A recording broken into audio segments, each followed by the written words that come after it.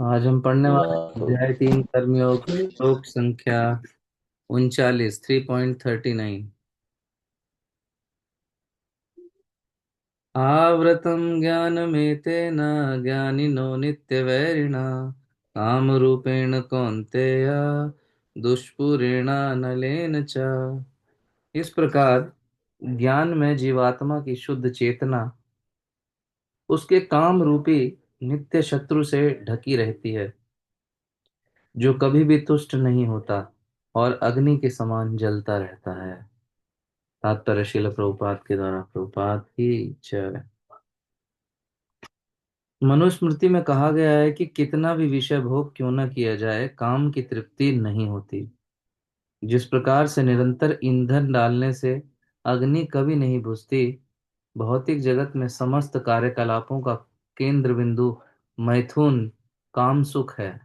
अतः इस जगत को मैथुनागार या विषयी जीवन की हथकड़ियां कहा गया है। एक सामान्य बंदी गृह में अपराधियों को छड़ों के भीतर रखा जाता है। इसी प्रकार जो अपराधी भगवान के नियमों की अवज्ञा करते हैं, वे मैथुन जीवन द्वारा बंदी बनाए जाते हैं। इंद्रिय तृप्ति के आधार पर भौतिक सभ्यता की प्रगति का अर्थ है इस जगत में जीवात्मा की बंधन अवधि को बढ़ाना। अतः यह काम अज्ञान का प्रतीक है, जिसके द्वारा जीवात्मा को इस संसार में रखा जाता है। इंद्रिय तृप्ति का भोग करते समय हो सकता है कि कुछ प्रसन्नता की अनुभूति हो, किंतु यह प्रसन्नता की अनुभूति ही इंद्रिय भोक्ता का चरम शत्रु है। देखिए, कितनी गहरी बात यहाँ पर। एक ऐसा विषय है, उसकी चर्चा कर रहे हैं प्रभुपाद और भगवान यहाँ पर, जो अर्जुन को बता रहे हैं श्लोक में। सामान्यतः इस भौतिक जगत में जिस चीज को एक जीव अपना लक्ष्य बनाता है जीवन का, उस चीज को ही भगवत गीता में भगवान क्या कह रहे हैं, ये जीव का सबसे बड़ा शत्रु है काम। कितना अपोजिट बात। और कल के जो श्लोक था, श्लोक संख्या 38 3.38 में भगवान बता रहे थे काम अलग अलग मात्रा है, मात्रा में सभी जीवों के भीतर वास करता है सबके अंदर, मात्राएं अलग अलग है। मुक्त तो नहीं है। जो भगवान की भक्ति में लगा है और शुद्ध भक्ति के स्तर पे आ गया, वो बचा हुआ है, अन्यथा सब घिरे हुए हैं। अग्नि का उदाहरण दिया, धुएं का दिया, दर्पण और धूल का उदाहरण दिया, वहीं गर्भ और शिशु का उदाहरण दिया।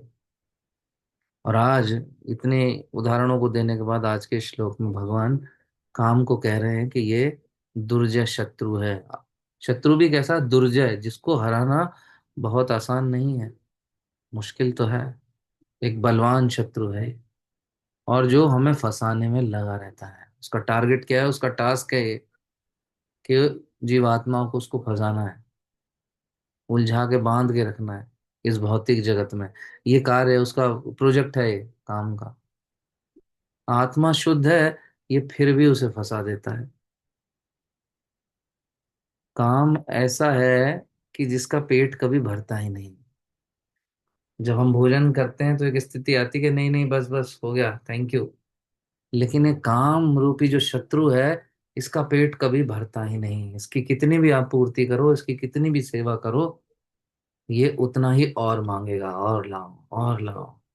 आपके अनाज की जो गोडाउन है वो खाली कर देगा ये, लेकिन इसका पेट नहीं भरने वाला। सोचिए, अगर ऐसा कोई मेहमान आपके घर में आ जाए, जिसको जितना खिलाएंगे वो और अधिक मांगेगा, तो सोचिए क्या स्थिति होने वाली है आपकी। तो बस ये समझ लीजिए, ऐसा ही है शत्रु काम या मेहमान। ये हमारे अंदर बस गया है जो, और इसकी भरपाई करने में हम लगे हैं। कर पाएंगे? कभी नहीं होने वाली है, इसलिए फ्रस्ट्रेट है लोग। जितनी पूर्ति करो, उतना ही और अधिक प्रबल होता जाता है, उतना ही और अधिक डिमांडिंग होता जाता है, शांत होता ही नहीं। कितनी भी इंद्रिय तृप्ति कर लो, शांत नहीं होने वाला। हम सुनते हैं ना कि हमारे बहुत सारे शत्रु हैं, काम क्रोध लोभ मोह मात्सर्य ये वो। तो अब देखो ना, काम का कजन कौन हो गया? क्रोध। क्रोध भी कैसा है? क्रोध अगर आपको भीतर जागृत हो गया, तो अगर आप किसी पे क्रोध कर लेते हो, किसी को मुंह से गाली निकाल के क्रोध निकाल दिया, किसी को मार पीट करके क्रोध निकाल दिया, तो क्या वो शांत हो जाता है क्रोध? आपने क्रोध कर दिया तो क्रोध शांत हो जाता है। लेकिन काम जो है ना, ये बढ़ता चला जाता है। ये जितनी पूर्ति करते जाएं, ये प्रभुपाद जी कहते हैं, ये अग्नि में घी डालने के समान है। यानी काम की पूर्ति करना अग्नि में घी डालने के समान है। अग्नि कोई बुझाना चाह रहा है और अग्नि को बुझाने के लिए घी डाल रहा हो, तो ऐसे व्यक्ति को क्या कहेंगे? ये मूर्ख है। तो वैसा ही मूर्खता का कार्य सामान्य जीव करता है। काम की अग्नि को बुझाने के लिए और इंद्रिय तृप्ति करता है, जो कि घी का कार्य करती है। अग्नि बुझती नहीं और अधिक प्रज्वलित होती चली जाती है। इसलिए धीरे धीरे ये कम होने की बजाय बढ़ता जाता है। जितना व्यक्ति अधिक प्रयास करता है इस काम रूपी शत्रु को तृप्त करने का, ये उतना ही अधिक बलवान होता जाता है, उतना ही बढ़ता जाता है। और धीरे धीरे व्यक्ति मृत्यु के निकट चला जाता है अपने जीवन में। और होना तो क्या चाहिए कि मृत्यु के समय काम से मुक्ति होनी चाहिए जीव की। उसके हृदय में, उसकी चेतना में ये काम रूपी शत्रु के लिए स्थान ही नहीं होना चाहिए। लेकिन जिस प्रवृत्ति पर वो चल रहा है पूर्ति करता हुआ, धीरे धीरे क्या होता है कि ये काम मृत्यु के क्षण में भी एक प्रबल रूप लिए हुए उसके भीतर बैठा रहता है। यानी जो शास्त्र कह रहा है, भगवान कह रहे हैं, उसके विपरीत, बिल्कुल उल्टा हम अपने जीवन में, हम मतलब सभी सामान्य व्यक्ति इंद्रिय तृप्ति कर करके, भोग की पूर्ति कर करके बिल्कुल विपरीत परिस्थितियों को जन्म देते हैं। और यही बहुत बड़ा खतरा है। हमने ऑलरेडी दूसरे अध्याय में पढ़ा था कि किस तरह से मृत्यु का क्षण जो है वो बहुत महत्वपूर्ण है। तो काम की अग्नि को शांत करना है, तो इसको तृप्त करके, घी रूपी तृप्ति नहीं देनी है इसको। काम की अग्नि को शांत करना है तो इसको भक्ति रूपी पानी डालना होगा इसमें। तो फिर धीरे धीरे क्या होगा, जैसे काम की जो अग्नि है वो भक्ति के जल के द्वारा, पानी के द्वारा धीरे धीरे कम होती जाएगी और एक समय आएगा ये समाप्त हो जाएगी। ऐसे करोड़ों उदाहरण हैं। लेकिन किस चीज के उदाहरण है? तो भक्ति के द्वारा काम रूपी अग्नि को शांत किया जा सकता है। लेकिन ऐसा एक भी उदाहरण नहीं है कि इंद्रिय तृप्ति करके इंद्रिय तृप्ति की इच्छा को शांत किया जा सके। नहीं, ऐसा नहीं होता। श्रीमद् भागवतम में कथा आती है ययाति महाराज की। तो ययाति महाराज जो है, उनका विवाह हुआ शुक्राचार्य की पुत्री देवयानी से। और जो ययाति महाराज हैं, इनको एक बहुत स्पेशल वरदान प्राप्त था। इनको वरदान था कि तुम जितना चाहे इंद्रिय भोग कर सकते हो। उनकी शारीरिक क्षमता जो है वो इतनी प्रबल थी कि वो जितना चाहे इंद्रिय भोग वो कर सकते थे। लेकिन एक सामान्य व्यक्ति के जीवन में क्या होता है? इंद्रिय भोग उसकी शारीरिक क्षमता के अनुसार ही वो कर सकता है, उसके ऊपर डिपेंड करता है। आंखें, अगर किसी को नेटफ्लिक्स पे पिक्चर देखना पसंद है, भोग करना है पिक्चरों का, तो आंखें दो पिक्चर, तीन पिक्चर देख के थक जाएंगी, अरे यार बस अब आंख नहीं खुल रही है। आंखों की स्थिति ऐसी है। कान, गाना सुनना पसंद है, किसी की बुराई सुनना पसंद है, तो एक लिमिट के बाद कान भी थक जाएंगे, कैपेसिटी है बस। किसी को खाना पसंद है, गुलाब जामुन मिल जाए, मोमोज मिल जाए, चार मोमोज खा लेगा, मतलब एक प्लेट खा लिया। किसी को पसंद है गोलगप्पे खाना, दो प्लेट खा लिए, तीन प्लेट, उसके बाद लाके दो से नहीं खाएगा, क्षमता है खाने की, वो हाथ जोड़ लेगा, प्रभु क्षमा करो और नहीं चाहिए।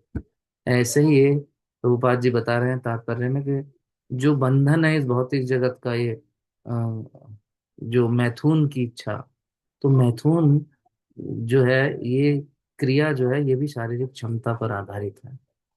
हमारी इच्छा बढ़ रही है, लेकिन शरीर साथ नहीं दे रहा है इस कलयुग में। इस कलयुग में जीव के अंदर काम की इच्छा बहुत प्रबल है, लेकिन शरीर की क्षमता बहुत कम है। कलयुग में शरीर की क्षमता कम है, लेकिन अन्य युगों में ये क्षमता बहुत बड़ी हुआ करती थी, बहुत बलवान हुआ करते थे लोग। और उसके ऊपर भी ययाति महाराज को वरदान था कि तुम जितनी चाहो उतनी इंद्रिय तृप्ति कर सकते हो, ये शरीर जो है तुम्हारा उसके लिए बिल्कुल तैयार है।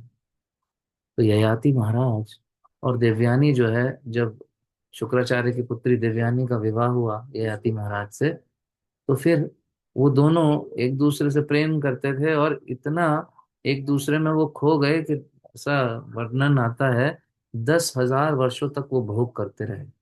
इतने शक्ति थी, 10,000 वर्ष निकल गए। तब उन्होंने विचार किया अपनी पत्नी के साथ। एक दिन बोले कि हम क्या कर रहे हैं, 10,000 वर्ष हमने अपने जीवन के बहुमूल्य यूं ही बर्बाद कर दिए इस इंद्रिय तृप्ति में, इन भोग को तृप्त करने में, भोग की इच्छाओं की पूर्ति करने में। लेकिन हमारा मन तो शांत हुआ ही नहीं, ये भोग की इच्छा तो तृप्त हुई ही नहीं इतने वर्षों में भी। यानी अगर 10,000 वर्षों में नहीं हुआ, तो आगे हम चाहे कितना भी समय निकाल दें, ये तृप्त होने वाला नहीं है। तो इसका मतलब हम अपना जीवन फिर इसमें क्यों व्यर्थ करें। ये भोग इच्छा तो कम ही नहीं हो रही, बढ़ रही है। फिर दोनों ने विचार किया कि हमें अब भक्ति में लगना होगा। हम अपना बहुत समय इस इंद्रिय भोग में बर्बाद कर चुके हैं, और ये इंद्रिय भोग क्या कर रहा है, सिर्फ हमारे मन को अशांत कर रहा है और कुछ नहीं। हम भोग इसलिए कर रहे हैं कि हमारा मन शांत हो, तृप्त हो, लेकिन ये उल्टा हो रहा है, अशांत हो रहा है। ये शांत हो ही नहीं रहा।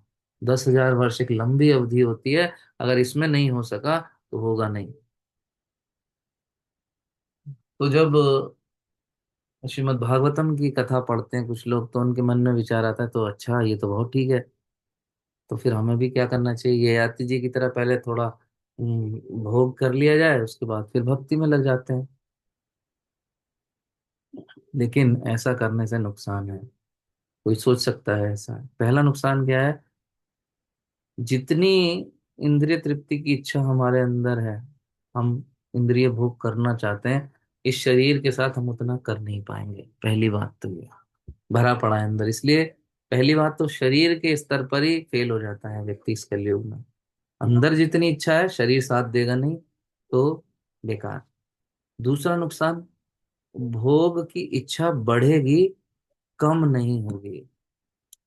तो फिर बुद्धिमान व्यक्ति सोच सकता है फिर इस चीज में प्रवृत्ति क्यों होना है।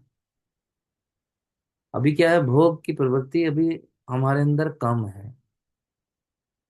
अभी भोग की प्रवृत्ति हम सभी के भीतर है, भक्ति में लगे हैं सब। कोई पागल नहीं है कि बिल्कुल पागल हुए पड़े हो, लेकिन है सबके अंदर, लेकिन कम है।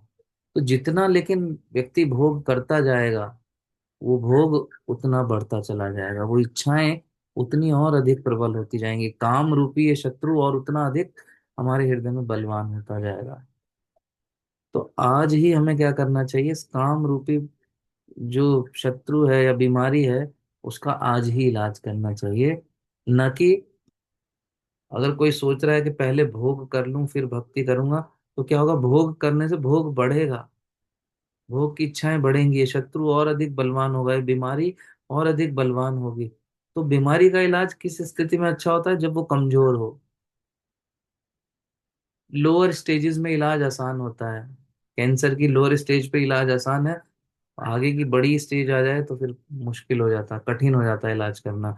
तो ऐसे ही जो काम रूपी शत्रु अभी कम बलवान है अंदर, लेकिन इसको और तृप्त करेंगे तो ये और बढ़ता चला जाएगा। फिर हम सोचेंगे कि अब बुढ़ापे में हम इसका इलाज शुरू करते हैं, अब भक्ति करते हैं और इसको शांत करने की कोशिश करते ना। शरीर के स्तर पर तो शांत हो जाएगा, लेकिन प्रॉब्लम वो है नहीं, क्योंकि शरीर के स्तर पर तो आज की डेट में वैसे ही सब शांति है। मन के स्तर पर, मन में जो इच्छाएं, इच्छाओं के बीज जो पड़े हुए हैं, वो इच्छाओं के बीज शांत करना, ये महत्वपूर्ण बात है। जिसके वो बीज इच्छाओं के मरे, तब व्यक्ति काम कूल एकदम शांत हो सकता है। इसलिए बार बार भगवान भगवत गीता में कह रहे थे कि "हे अर्जुन, इच्छाओं का त्याग करो, इच्छाओं का त्याग करो"। बार बार क्यों कह रहे थे इच्छाओं का त्याग करो, तो ये शत्रु, ये इच्छाएं जो है, ये काम को बलवान करता है। इसलिए बुद्धिमान व्यक्ति क्या करता है, इंद्रिय तृप्ति से स्वयं को बचाता है। अगर एक जगह प्रभुपाद ये भी कहते हैं, अगर हमें लगता है कि इंद्रिय भोग हमसे पूरी तरह छूट नहीं रहा, प्रभुपाद जी कहते हैं फिर इसके बारे में सोचो ही मत, जो चल रहा है चलने दो। लेकिन अब कहाँ फोकस करो, कि मैं भक्ति अच्छे से करूं, भगवान का नाम जब मैं अपने जीवन में ले आऊं, भगवत गीता को अपने जीवन में पठन पाठन शुरू कर दूं गंभीरता से। नोट्स बनाऊं, विचार करना शुरू करूं कि करना क्या है, मेरे जीवन का पाथ क्या होना चाहिए, किधर जाना है, तो फिर क्या होगा, धीरे धीरे धीरे भक्तों के संग में नाम जप के द्वारा ये जो भोग की प्रवृत्ति है ये धीरे धीरे कम हो जाएगी। हरे कृष्ण कृष्ण कृष्ण हरे हरे, हरे राम राम राम हरे हरे। भगवद गीता यथारूप की जय, श्रील प्रभुपाद की जय।